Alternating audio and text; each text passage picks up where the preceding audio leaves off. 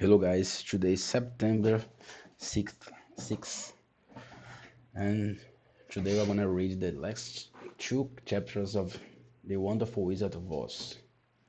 Chapter 23, The Good Witch Grants Dorothy's Wish. Let's read it. Before they went to see Glinda, however, they were taken to a room. They were taken into a room of the castle, where Dorothy washed her face and combed her hair, and the lion shook the dust out of his mane. The scarecrow patted himself into his best shape, and the woodman polished his tin and oiled his joints. When they were all quite pleasantable, they followed the soldier girl into a big room where the witch Glinda sat upon a throne of rubies. She was both beautiful and young to their eyes. Her hair was a rich red in color and fell in flowing ringlets over her shoulders. Her dress was pure white, but her eyes were blue, and they looked kindly upon the little girl. "What can I do for you, my child?" she asked. Dorothy told the witch all her story, how the cyclone had brought her to the land of Oz, how she had found her companions, and the wonderful adventures they had met with. "My greatest wish now," she added, "is to get back to Kansas, for Aunt Em will surely think of something dreadful has happened to me, and that will make her put on mourning, and that will make her put on mourning. And unless the crops are better this year than they were last, I am sure Uncle Henry cannot afford it." Glinda leaned forward and kissed the sweet, upturned face of the loving little girl. "Bless you, dear heart," she said. "I am sure I can tell you of a way to get back to Kansas." Then she added, "But if you do, you must give me the golden cap." "Willingly!" exclaimed Dorothy. "Indeed, it is of no use to me now. And when you have it, you can command the winged monkeys 3 times." "And I think I shall need their service just those 3 times," answered Glinda, smiling. And that's how Glinda overthrew the Emerald City and conquered all the land of Oz. Dorothy then gave her the golden cap, and the witch said to the Scarecrow, what will you do when Dorothy has left us?" What will you do? What will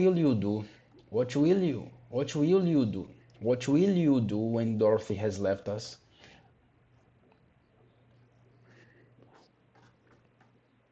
"I will return to the Emerald City," "I'll return to the Emerald City," he replied, "for Oz has made me its ruler, and the people like me. The only thing that worries me is how to cross the Hill of the Hammerheads. By means of the Golden Cap, I shall command the winged monkeys to carry you to the gates of Emerald City," said Glinda. "For you'd be ashamed to deprive the people of so wonderful a ruler." "Am I really wonderful?" asked the Scarecrow. "You are unusual. You are unusual," replied Glinda. That is not being unusual. That's not the same thing as being wonderful. Turning to the Tin Woodman, she asked,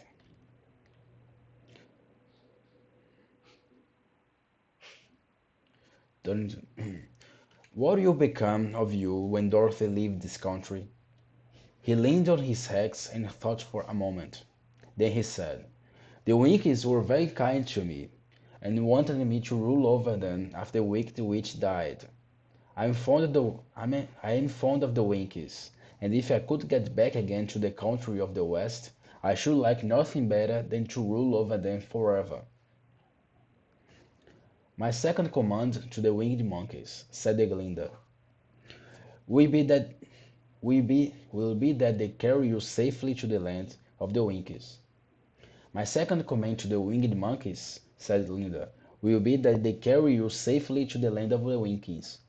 Your brains may not be so large to look at as your brains may not be so large to look at as those of the Scarecrow, but you are really brighter than he is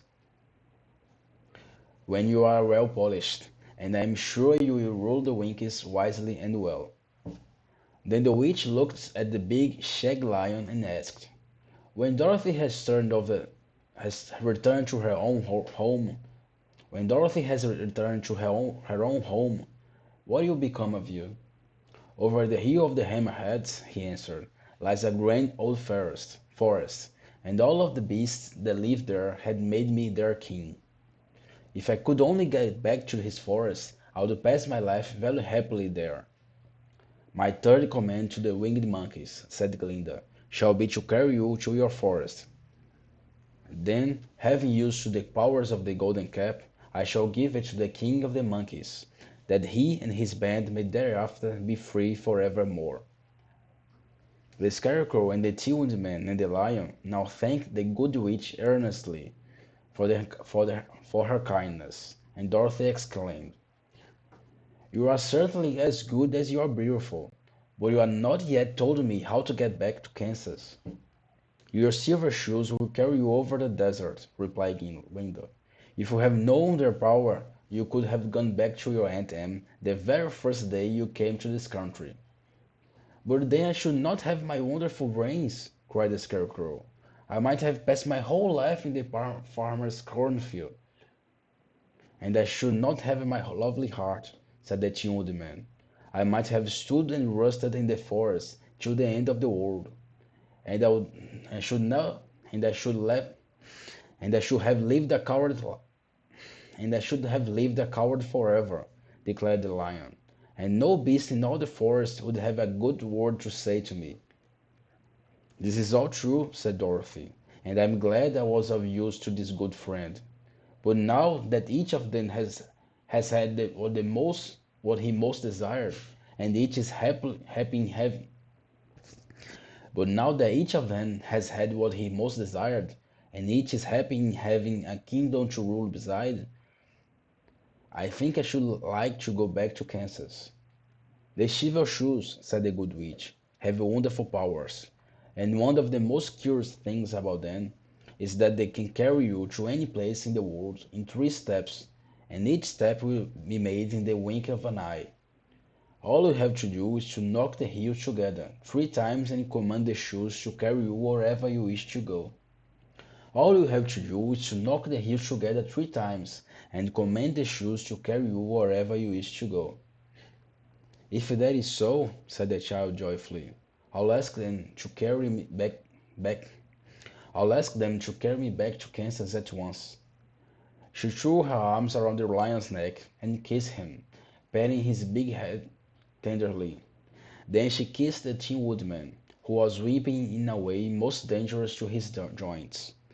But she hugged the soft stuffed body of the Scarecrow in her arms instead of kissing his painted face, and found she was crying herself at his sorrowful parting from her loving comrades. But she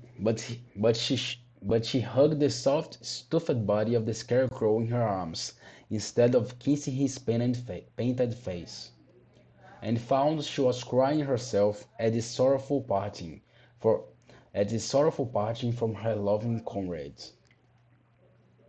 Glinda the Good stepped down from her ruby throne to give the little girl a goodbye kiss, and Dorothy thanked her for all the kindness she had shown to her friends and herself. Dorothy now took Toto up solemnly in her arms, and having said one last goodbye, she clapped the heels of her shoes together 3 times, saying, "Take me home to Aunt Em." Instantly she was whirling through the air. Instantly she was whirling through the air, so swiftly that all she could see or feel was the wind whistling past her ears. The Silver Shoes took but 3 steps, and then she stopped suddenly, so suddenly that she rolled over upon the grass several times before she knew where she was. At length, however, she sat up and looked about her. "Good gracious!" she cried. for she was sitting on the broad Kansas prairie, and just before her was the new farmhouse Uncle Henry built after a cyclone had carried away the old one. Uncle Henry was milking the cows in the barnyard, and Toto had jumped out of her arms and was running toward the barn, barking joyously. Dorothy stood up and found she was in her stocking feet, for the silver shoes had fallen off in her flight through the air, and were lost forever in the desert. Chapter 24. Home Again. Aunt Em had just come out of the house to order the cabbages when she looked up and saw Dorothy running toward her. "My darling child!" she cried, folding the little girl in her arms and covering her face with kisses.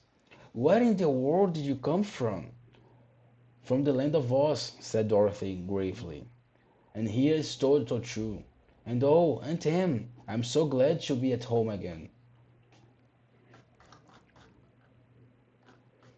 Here ends the story of The Wonderful Wizard of Oz, which was written by L. Frank Baum and illustrated by William Wallace Denslow.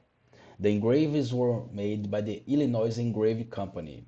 The paper was supplied by Dwight Brothers Paper Company and Messrs. I don't know how to pronounce that. Messrs. A. R. Barnes and Company printed Messrs. A. R. Barnes and Company printed the book for the publishers. The George M. Hill Company completing it, completing it in the completing it, completing it on the 15th day of May in the year 1900. That's the end of the book. Goodbye. Till next one.